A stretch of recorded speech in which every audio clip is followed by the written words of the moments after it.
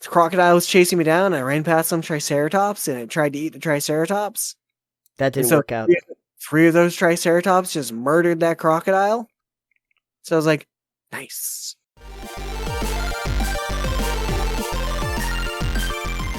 The next thing that we have up is a soapbox, and one of the things that might be relevant that also came up during the Xbox showcase, Alex, I think this is going to be pertinent, is we got a look at Vin Diesel riding a dinosaur in Arc 2. I saw that because I just earlier before we started recording, was looking at the post on Steam. Because currently, as of the other day when they announced this, I'm sure Arc is now free on Steam.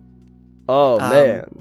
So if you haven't played Arc and you're looking to play Arc, for instance, Craeve over here was like, Arc looks interesting, but not $60 interesting. Mm-hmm. But now it's free. It's also 125 gigs, rather large game. Oh! Jeez. So we got Arc to try it out. Sure. Free is the best price. But I did look, and I was scrolling through this, and starring Vin Diesel. Oh yeah, as the legendary Arc hero Santiago. So we get Vin Diesel in Arc 2. Yeah. It's like, okay. We get to talk about dinosaur families. Yeah. Yeah. Totally. But so I was scrolling through this for Arc 2, and it's a third-person only game. Okay. It's got Souls-like melee combat. Great. Yep. Component-based item crafting, dynamic world events, opposing PvE force. Something. Mm-hmm. Advanced template building and sharing, sensory-based creature AI. They're pumping out all this stuff like it matters. Character progression and skill system. Yeah. It's using Unreal Engine 5. Yeah. They say they're redefining the survival genre with Arc 2. And apparently putting Souls-like elements and stuff into it. Yeah, and adding Souls-like elements and third-person only. And so suddenly I'm not even interested, because Souls-like and third-person only is not really something I want. I don't really know if that's going to lend itself well as a genre to mix into a survival genre. Yeah, so looking at Arc 2, I'm like, okay, that doesn't sound appealing to me based on a couple of those things. Right. And I have played, as of right now, let me see really quick. Mm-hmm. I have played... Did I already uninstall it? No, I have not uninstalled it yet. Okay. But soon. I've played 98 minutes of Arc. 98 minutes, okay. 98 minutes. That's like, that's like 1/60th of your No Man's Sky time. It feels like a minute to hour ratio. Yeah, that's I've played 203 hours of No Man's Sky. Oh, okay, more than that. Okay, never mind. Anyways, so 98 minutes in Arc. Yeah. And even just starting it up, when you push the play button on Steam, it comes up with a list. I will actually count it. I'll screen grab it for you really quick too. Great. I'm interested with my whole head. Throw this into the video. It comes up with this list to choose from. Let me just throw this in here. It comes up with 1, 2, 3, 4, 5, 6, 7, 8. It comes up with 9 different options. Once you push play, you have to pick one of these 9. That's the first of many things that I went, wow, this is aggressively too much. Yeah. Yeah, I feel like that's going to lead into our third topic, actually. But yeah. So, there's 9 different ways you can launch Arc, including resetting the game resolution and uninstalling the anti-cheat. Okay, well, I can tell you that when I played Arc on the Xbox way back when it was like a new thing, there was just a push button to play. Sure, yeah, and that's what it should be. Yeah. The only other time I want more options is if it's a game that have an option to like play in VR or play in not VR. Right. Which is like Elite Dangerous, it has option to launch it normally or launch in VR. Yeah. And I'm like, okay, well, I'm playing normally, so... Yeah. Come to think of it, actually, when I launched the original Diablo, it has a few options about whether you want to launch Diablo or Diablo something or Hellfire version, and it's like, I don't know. I'm thinking the Hellfire version, because why would I launch the other ones? Right. But... So from there, I went into that, and the menus are just, again, aggressive. Yeah. I'm not going to grab a screenshot right now, but the menus for like even just starting like a game, yeah, are the entire screen just full of options. And I'm like, I don't know what any of this is. Can we lead in with can you at least give me descriptions? Like, there's not tooltips for all of these things either. So I'm like, okay, let's just start this. I'll just start it easy. So I go to host a game, because otherwise you're joining servers. I'm like, okay, single player is an option. So I click single player, undo it on like start the easy one. Sure. And on the side, there's all these options of sliders you can change for like how much damage do you take, how much damage do enemies deal, how much do you deal, all these, customize your game experience the way you want, kind of. Yeah. Which is whatever. Sure. But I just want to jump right in and learn how to play. Okay. So I press single player, and I go to like on the side, where's your starting location? I'm like, this one here that says easy. Mm-hmm. Let's go with that. Sounds good. So do that. I skip past characterization because it's atrocious. It's very gross. There's no hairstyles. I don't understand this. Well, no, because you're all going to look like Vin Diesel. No, this is the first one. This is the first one. No, that one you can't even pick your character. I guess it's just Vin Diesel. Maybe you're just Vin Diesel. But so you jump into the game, and I'm sure you've played. So you know that you wake up on the island or wherever you are. Mm-hmm.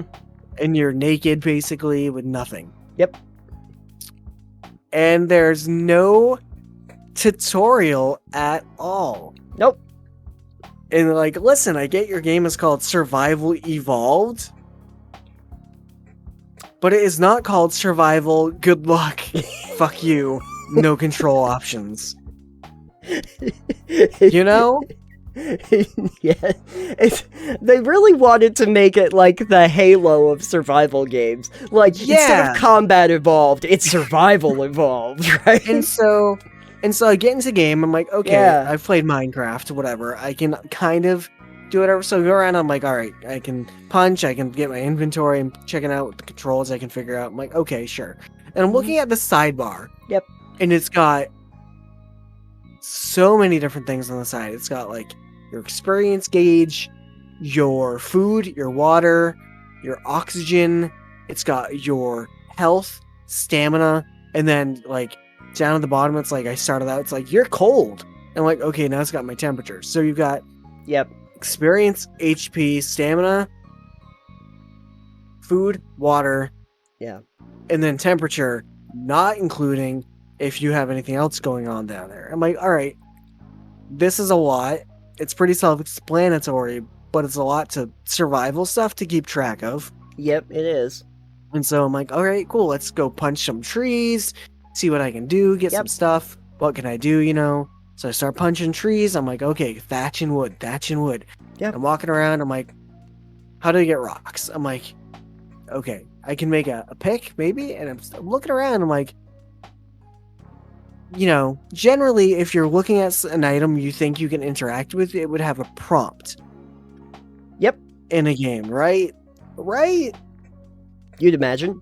You'd imagine that. No, there's no change to your reticule. There's no change to anything. There's no prompt.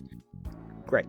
You can find a rock in the ground, and you just have to know you can pick it up. Yeah. Yeah. And I'm like, oh, you can pick these stones up. Okay. That's how you collect your stones and your flint to begin with. And then you can make tools to collect it from actual, like, bigger rocks. But there's no prompt for it. There's nothing to tell you that you could do it. You just have to either figure it out or know that you need to do it. And then I'm looking around again, and I'm like, okay, food. And it's like, oh, I can pick up some of these leafy plants on the ground. I can harvest those. Again, no prompt. Doesn't tell me you can pick these up. Doesn't tell me what they are. No. So it's like, oh, cool, yeah, you got berries and all this other stuff. And I'm like, okay, cool.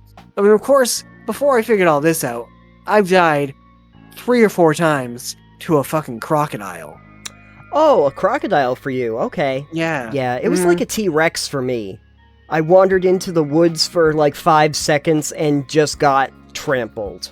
No, I stayed on the beach, and it was like, crocodile, and it's like, what's attacking me? And I'm like, oh shit, and then it just ate me. Yeah. And then I respawn really close to where I just died, and it comes right after you again, of course. Oh, of course it does. And then if you manage to evade it, it's like, alright, well, I want all the stuff on my body, because you drop everything when you die. Mm-hmm. So I go back, and it's still hanging out by my body. Sure.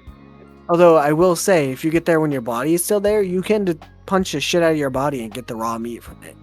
Oh. That's an interesting tactic. Yeah. Actually, no, I shouldn't say that because, I think I mentioned that I played Conan Exiles. And there is literally a thing where you can end up collecting, like, your own arms from your corpse. Yeah. So... to use as a weapon. So I'm going through, I'm learning stuff because I'm getting leveling or whatever, and it's like, okay, I can make some of this stuff now, and I'm like, how do I get more of this material? And it's like, oh, you need a lot of these material to make that. Like, yeah. Okay, great. So I get a spear. I'm like, all right, cool. Maybe I can stab some stuff. One thing I thought was cool is the crocodile was chasing me down. I ran past some triceratops, and it tried to eat the triceratops. That didn't work out. Three of those triceratops just murdered that crocodile. So I was like, nice. Perfect, yeah. But yeah, there's a lot. It's very much so a game that is like, do you know how to play? Because we're not going to teach you. Yeah. Learn. Get good. Learn fast or keep dying. Maybe that's why they thought it would be a good idea to add in Souls-like elements, because it's really the get good of it. So here's the thing, it's like, I don't mind some survival crafting exploration games, Yeah. I've really enjoyed No Man's Sky. Mm-hmm. Yeah. But it teaches you fairly straightforward how to play it. Oh, it does the smart thing that you expect survival games to do, where it says, let's start with one simple thing. You know, your oxygen is not working. Well, we gotta fix that. Right. Let's find your ship. We need to repair your ship. Let's do these things. Here's the basics of how to play. Yeah. And then kind of expand it as you go. No. This starts you with nothing and expects you to know everything. Oh, yeah. Yeah, it sure does. And like, go into the character screen when you level up. And it's like, here's a list of stats you can improve. From health, to food, to water, to oxygen, to stamina, to weight you can carry, to fortitude, which it doesn't tell me what that is. You know, a bunch of these stats, and there's no tooltip on it. It's just, good luck. Assume you know what it means. I have no idea what fortitude means. Yeah. And then there's like torpidity at the bottom. Like, I don't know what that means. Yeah. Do you have like things for like exuberance level? Yeah. Like that. So I'm like, all right, I guess I'll increase my carry weight so I don't get encumbered so quickly. Yeah. Like, I don't really know. It doesn't tell me. And then the engrams, it's like, oh yeah, it doesn't give you an explanation for anything. Yeah. And there is a survival guide right at the main, like, as soon as you start the game, you can choose it as an option instead of like going into a game. Sure. But it's really bare bones. Yeah. Fair it's enough. like, yeah, here's some explanation. Read it. Just Read figure it out. yourself. Figure it out. Figure it out, not gonna scrub. tell you shit. Yeah. I thought that it was an interesting choice to have like large predators right where you start. Yeah, most games don't do that for that reason. No. They will wait until you've ventured out beyond the original area before they start giving you the largest creatures in the game to deal with. Yeah, and yeah. MMORPGs, the smart thing that what they usually do is up the first starting area. None of the monsters are tagged as hostile, for instance. Right. I'm sure you remember from your days of playing World of Warcraft. Like WoW, yeah. Is the starting zones? Mm-hmm. Up until like level 8, nothing is really going to aggro onto you. No. Unless you attack. No. And there's also like it's leveled areas, like certain levels for different areas. And I'm not saying that a survival crafting game should have that necessarily, but it should definitely be like, yeah, if you have a starting area, Right. you're not going to be aggressively targeted by a pack of Dilophosaurus, for instance. Right. We're not going to have you go in the water and then 16 piranhas come after you and eat you. Can you imagine if, like, they started off Fallout New Vegas and they had moved, like, the Deathclaw camp, like, right next to Good Springs? And so the second you get out to the road, just a bunch of the Deathclaws come at you. Like there's a reason why the Cazadors and the Deathclaws are, like, up the road a piece. Mostly because they wanted to encourage you to go the other route. Because they don't really want you to take the direct route, they want you to go around. But they don't put it, like, directly in front of you. They put it just out of the way. But Fallout 4, they went, you gotta go do this first mission over in Concord, so we're gonna give you a minigun and a Deathclaw. Which is still a really odd choice. Like, you're not equipped to murder it. You don't have the skills to really kill that Deathclaw without wasting all of your ammo. Yeah, they give you the power armor and the minigun. And there's been a lot of videos. I saw one video, I can't remember by who, where they were kind of like going, that was just I don't know if that was a very good design choice. There would have been a lot better ways where they could have, one, introduced the power armor and your miniguns and everything without having that moment, because it kind of trivializes the whole thing of, like, getting the power armor. It would have been cooler if you, like, got your frame and then you were tracking down the parts and, like, customizing it and making it your own, and it was further down the line than, like, the first 2 hours of the game. Giving you the power armor is just silly. I don't even play Fallout 4 with power armor, like, ever. Oh, I rarely use it. I think I actually have mods in Fallout 4 to make the cores last longer. I'm like, well, if I'm gonna play with power armor, I'm gonna play with it with a mod, because otherwise it's like, oh, it lasts 10 minutes and then your core is spent. Right. It's like, no, it's dumb. These are nuclear fusion reactors. They should last a lot longer. Last a while. Yeah. And then there's also, of course, the mod that they put in the Creation Club where you got the horse armor. Oh, yeah. That Giddy Up Buttercup armor is great. Right. I love it. But so I don't know. Arc 2 doesn't sound interesting to me. I've played Arc 1 for a whole 98 minutes. I don't know if I'm gonna just uninstall it or not. We'll see. Right. It's but a big, 100 I was not something. impressed. Yeah. I was like, wow. I'm glad I didn't pay for this game. Yeah, and I didn't either. I think I had Gamefly at the time, so I had just gotten it that way. But I was thoroughly unimpressed in just the framework that they put in. Dinosaurs in a survival game, cool. Yeah, dinosaurs are cool. I think that's the draw to it. Yeah. I know that for Craeve over there, that's the draw to it. Yeah, dinosaurs survival game, this sounds like a win-win. Execution, real rough. Real rough. I guess I'm glad that I know that I shouldn't have spent too much time in it anyway, because it sounds like it didn't really change all that much fundamentally from when I played it many years ago. Yeah. No, Ark was always sort of like a sore spot for me, because I was like, I really want to play a game that has the cool dinosaurs, but not this. Yeah, it's like this, in theory, sounds great, but in practice is not so great. Right. I'm gonna do a one thing before we end this segment too. Because currently you're playing Ark. How are you feeling? Arms in the air, shrugging. Yeah. Fair enough. Are you dead? How many times have you died? Like 8 times. 8 times. That tracks. Yeah. Are you, I was, before we started recording, I was trying not to help too much because I want her to, like, experience exactly what I went through. And she was like, how do you light the fire? I was like, I think you need to put wood in the fire and then you can light it. And then you have to rub 2 sticks together for about 5 hours. Yep, sticks together for 5 hours. Yep. Because...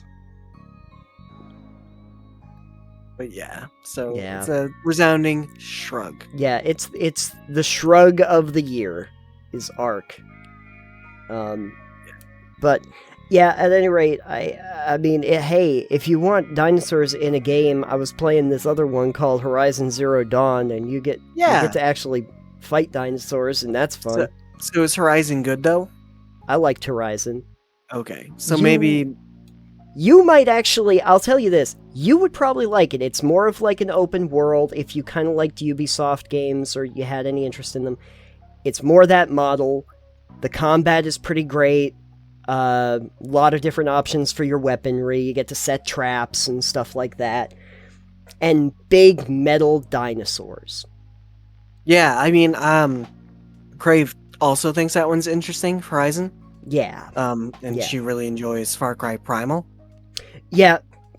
And so I think if Ark was more Far Cry Primal, but survival, I think it would be better.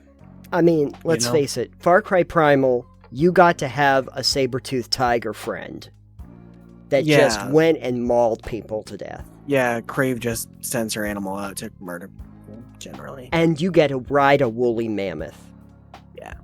She's really good at stealth game playing that by murdering everything with her animals. Fair enough, yeah.